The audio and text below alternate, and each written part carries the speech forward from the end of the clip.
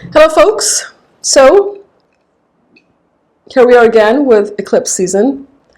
As I record this, Mars has actually just entered Virgo. So Mars has broken that Kaal Sarp yoga, which is good news, right? So if you felt blocked and frustrated with something, now you can have a chance to release it. So the first eclipse this autumn is on September the 7th, right? It's the first in the pair of autumn eclipses taking place in the sign of Aquarius in Purva Bhadrapada Nakshatra.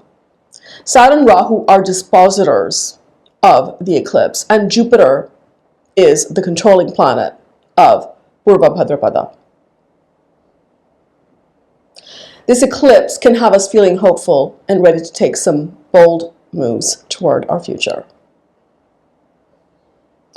The eclipse receives direct aspect of Mercury and a ninth aspect of Jupiter, and this can have us making big plans for our future. But the most important thing to point out here, as I mentioned, is that we are out of the Kaal Sarp yoga, which was in effect from March the 29th till July the 29th.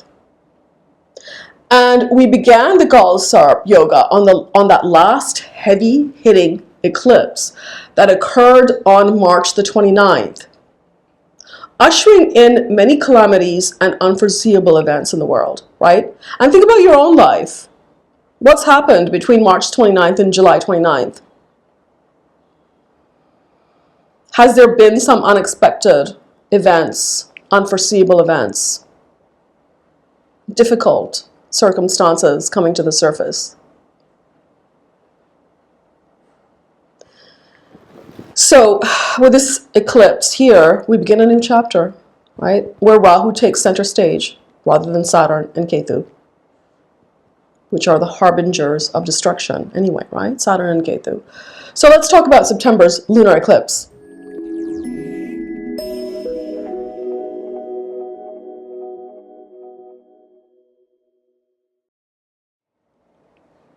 Now, before getting started, I just want to mention once again, and I've mentioned this a couple of times in the past, I have created two courses that can be purchased online on my website.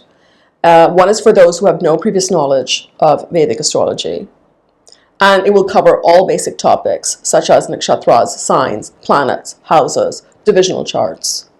The second is an intro to Jaimini astrology. I've received positive feedback, right, from those who've purchased. So see the links below if you want to learn more.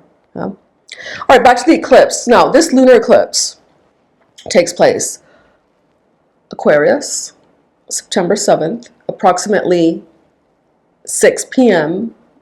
GMT. So it depends on where you're in the world. In any case, it's going to be September 7th in the nakshatra of Purva Bhadrapada at 21 degrees. Rahu's going to cause this eclipse 3 degrees away. So it's very close to the moon at this time, Rahu, right? Watch for moodiness, self-doubt, anxiety. There may be a clash with reality and your ideals at this time. Certainly there will be overthinking. Purva Bhadrapada embodies the energy that impels one to relinquish the familiar and seek a higher and better existence. And sometimes in order to do so, we have to break away from the past completely. Just completely break away from that. And this eclipse is actually very supportive for that, right? It's taking place in Purva Bhadrapada. It's in Aquarius. Rahu is so strong at this moment, getting Jupiter's aspect. There could be, of course, a lot of analysis at this time, right? You'll be asking yourself many questions. But there's supportive aspects of Jupiter and Mercury. So you're on the right track. So don't self-doubt. There are no malefic aspects on this eclipse, which is a great thing. So if we speak about Purva Bhadrapada, where the eclipse takes place, we can understand deeper layers here, right? The symbolism here is of Vishwamitra standing on one foot. What is that? That's the Ekapada asana, basically, right? And he does this for an extended period. It was the most intense penance of all, but it helped him. It helped him confront and overcome his inner demons.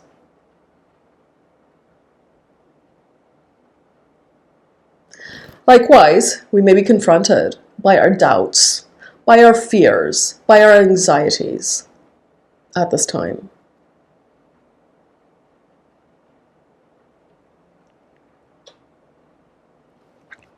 I think these are kind of the inner demons, the inner enemies, if you want to call it, of the modern era, right? Anxiety, doubt, fear. More than what we dealt with in the earlier eras, which was like, lust and greed. And it's still there, obviously, and it's excessive in some ways, but this is kind of what we're dealing with. And if you see what's happening in the world, you will see this. So here you have a opportunity actually just to let go of those doubts and fears. Right? Leave it to the divine, whatever it is. Just let go.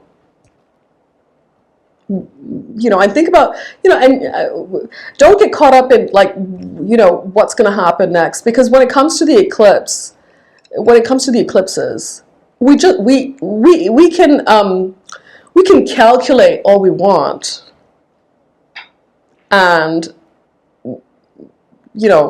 think about this scenario or that outcome or this circumstance, whatever it is, consequence, whatever it is, but we're probably not going to get it right, no matter. So again, when Rahu and Moon get together, that's what tends to happen, right? Like you're overthinking, you're overanalyzing.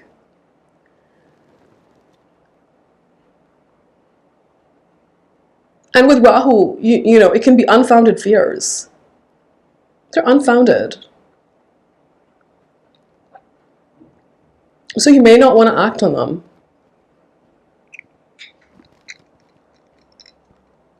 We're being asked to let go of past chapters, right? Past experiences in order to move forward, right?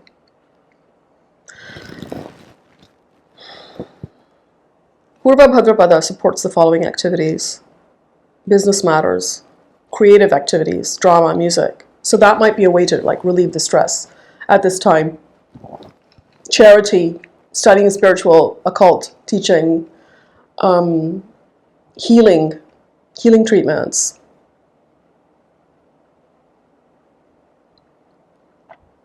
Ending or completing an activity.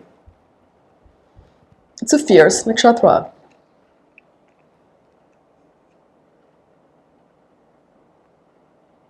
So what happens when there's fierce energy in play?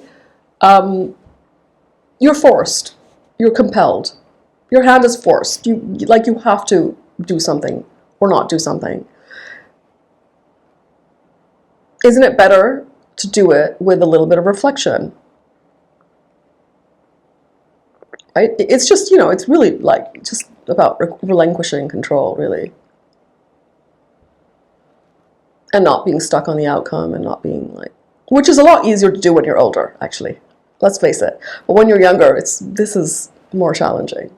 When you're older, you sort of get to that place where you're just okay, and so what? And you move on. You sort of you have that practice. But here's the thing with this eclipse. What I like about it is that Jupiter is aspecting almost exactly on this eclipse. So that's going to help us to let go and move forward with confidence. And it could very well be related to some commercial matter, some business matter, right? Because we're talking about the air signs being so magnified at this time.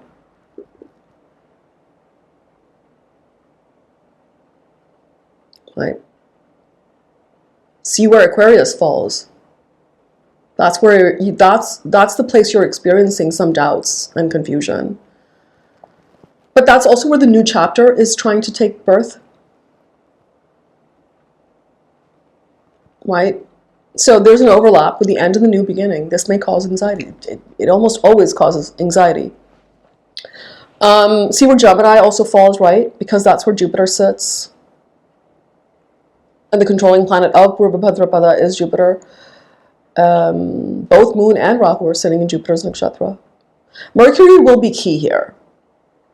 Like, I feel that Mercury is the planet that you want to rely on when you are dealing with the confusion at this time. It's prominently featured, actually, in both of the September eclipses. Right? Mercury will help you navigate your life at this time. Mercury's direct aspect on the eclipse from Leo will also help you plan and organize your life. It's strong in Leo. Mercury it's not the best place for Mercury, a fire sign, but it's not an unfriendly environment either, right? Because it travels very close to the sun. So this is where you can find that balance, right? Mercury in your life can be personified by your friends, your younger siblings, your immediate environment. It's here that you can find some support. Clues here will help you propel forward. This eclipse falls into the first pada of Purva Bhadrapada, which is the Aries Navamsha.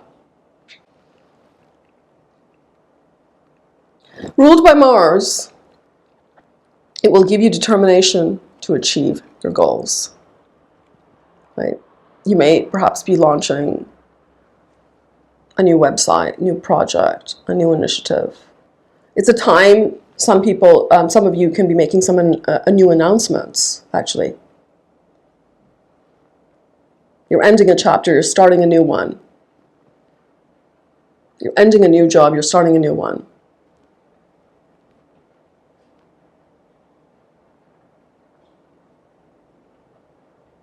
You're making some big travel plan, right? You could be planning some travel at this time, or you could be traveling at this time.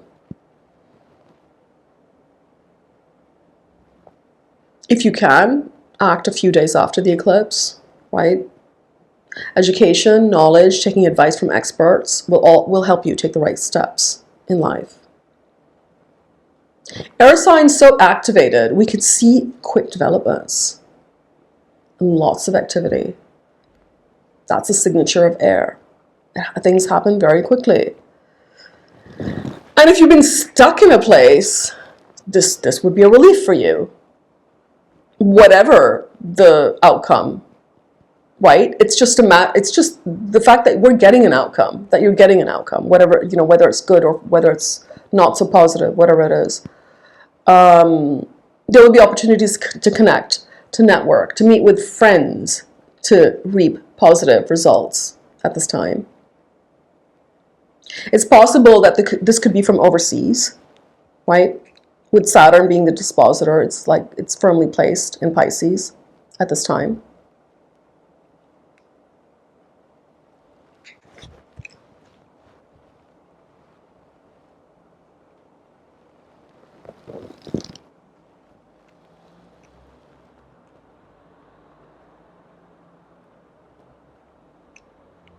These connections will reap benefits when Jupiter returns to Punarvasu at the end of the year.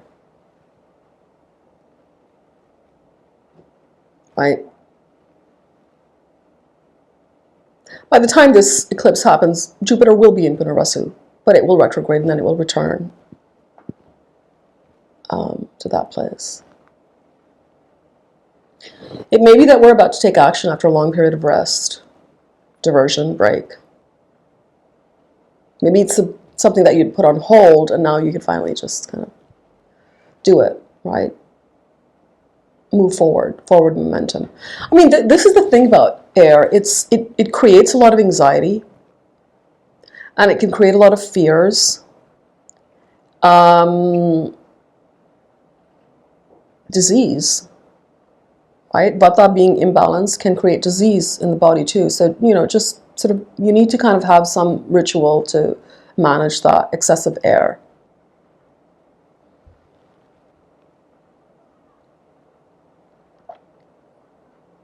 The mind can feel anxious, right, for no reason. So, like, think about ways that you can relax. If you're traveling around this time, you're going very far away. I actually have travel coming up towards the end of September, so that sort of, aligns with my chart. It's an excellent time for healing activities. It's an excellent time for any kind of spiritual retreat, which is part of my travel itinerary, actually. So that will be nice. Giving to charity is really favored at this time, right? But I would say reach out to your social connections. You may get ideas on where to create a new path. Because some people will be very anxious to just move ahead, but they don't know where they're going. So again, back to that Mercury. Tap into that Mercury at this time. See also what lordship it is in your chart, like how you can kind of tap into that Mercury. This will manifest in the next 3 months when Jupiter returns to Gemini in December, as I said. But you'll see the hints of it during eclipse season. See where Aquarius falls from your moon and your lagna.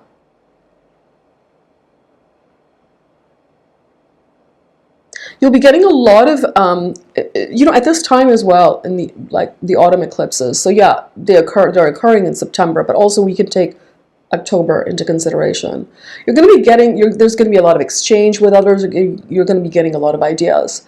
But in terms of figuring out what you want to do for your future, that doesn't happen until December, until when Jupiter returns to Gemini. And that's kind of when you will have more of a firmer ideas. At this time, you may be overwhelmed actually with so many thoughts and chatter and whatever it is. And where, the changes will manifest, obviously, like Aquarius, Leo.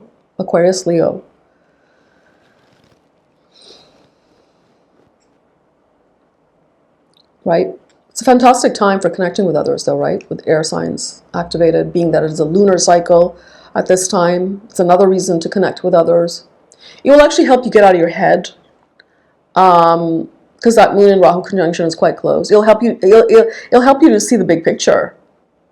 Because it's so easy to get drowned in your own problems and worries and fears, when actually they might not be as serious as they might not be bad. The consequence might be not as serious as you imagine, or whatever it is. So Rahu is, of course, powerful, right? And has been for the last several months. It's getting the aspect of Jupiter sitting in its own sign. And in the D9, it's in Taurus with Jupiter at this time. So very, very powerful Rahu. Relationships are going to be important at this time. There's going to be a lot of emphasis on meeting new people, making new connections.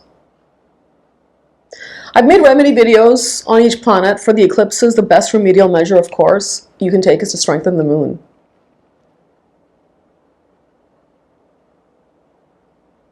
This can include simple things like keeping a light schedule, drinking lots of water, spending time at home with family, water therapies, spending more time in the water, going to spa. I published an article about this as well, so see my website under the blog articles where I speak about this. Eclipse times, as usual, we're not getting all the information that we need to make a decision, right? That's with every eclipse. And sometimes we're getting too much information. We're getting just the right piece of that puzzle that was missing. But we're not quite sure how to fit it into the puzzle yet. So there's just, lack of clarity. By mid-August, the dust will clear, and you'll be less overwhelmed by the options that are in front of you, and the activity that you may have experienced. So you will also be in a much better place to make a decision by mid-October, right? So if you liked the video, don't forget to hit the subscribe, like, and share button. Thank you, folks. Cheers.